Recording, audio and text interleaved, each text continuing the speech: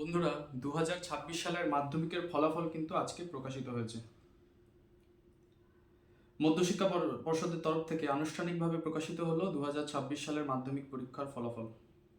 এবছর প্রথম থেকে দশম স্থান পর্যন্ত মেধা তালিকায় হাড্ডাহাড্ডি লড়াই দেখা গেছে। পর্ষদের দেওয়া তথ্য অনুযায়ী এবছর মেধা তালিকায় 1 থেকে 10-এর মধ্যে জায়গা করে নিয়েছে রাজ্যের 19টি জেলার 83টি স্কুলের মোট 131 জন পরীক্ষার্থী। এর মধ্যে ছাত্রের সংখ্যা 103 জন এবং ছাত্রীর সংখ্যা 28 জন। নমস্কার, আমি প্রদীপ্ত। খবর ও কথা চ্যানেলে আপনাদের সবাইকে জানাই স্বাগত। পর্ষদের সাংবাদিক বৈঠকে প্রথম 10-এর 131 জনের মধ্যে শীর্ষ 3 স্থানে থাকা 5 জন পরীক্ষার্থীর নাম এবং স্কুলের বিস্তারিত তথ্য প্রকাশ করা হয়েছে। প্রথম স্থান অধিকার করেছে উত্তর দিনাজপুর জেলার রায়গঞ্জের সারদা বিদ্যা মন্দিরের ছাত্র অভিরূপ ভদ্র। সে মোট 698 নাম্বার পেয়েছে, যা 99.71%। প্রথম স্থানে কিন্তু সে একাই রয়েছে। দ্বিতীয় স্থান অধিকার করেছে বীরভূম জেলার সরোজিনী দেবী সরস্বতী শিশু মন্দির হাই স্কুলের ছাত্র প্রিয়তোষ মুখোপাধ্যায়। তার প্রাপ্ত নাম্বার হচ্ছে 696, মানে 99.43%। দ্বিতীয় স্থানেও সে একাই রয়েছে। তৃতীয় স্থানে রয়েছে মোট 3 জন পরীক্ষার্থী, প্রত্যেকেই 695 অর্থাৎ 99.29% নাম্বার পেয়েছে।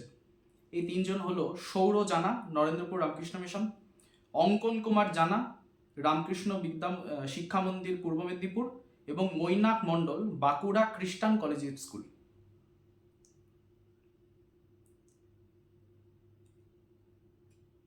এবার কিন্তু প্রথম 10-এ থাকা 131 জন যে পরীক্ষার্থী, তাদের জেলাভিত্তিক পরীক্ষা সংখ্যাটা আপনাদেরকে পড়ে শোনাবো।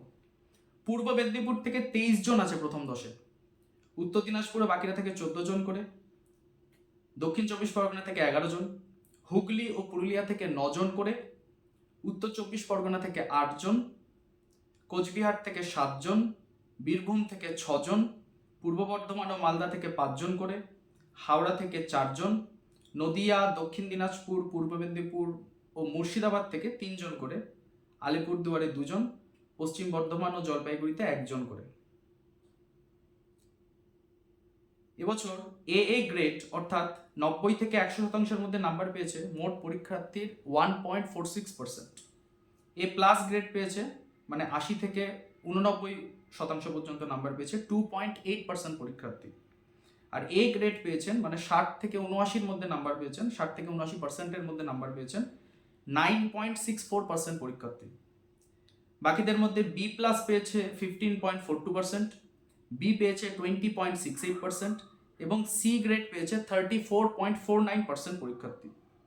পর্ষদ সভাপতি জানিয়েছেন প্রথম স্থানাধিকারীর নাম্বার 99.71% এবং দশম স্থানে থাকা পরীক্ষার্থীর নাম্বার হলো 98.29%। খুব সামান্য ব্যবধান। এর থেকে স্পষ্ট বোঝা যাচ্ছে এবছর পরীক্ষার্থীদের মধ্যে সামান্য পার্সেন্টেজের ব্যবহারে কিন্তু তীব্র প্রতিযোগিতা হয়েছে। আরেকটা খুব অবাক করা খবর, এবার কিন্তু 1 থেকে 10-এর মধ্যে কলকাতা থেকে কোনো স্কুল নেই।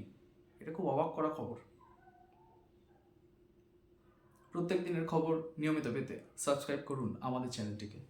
নমস্কার।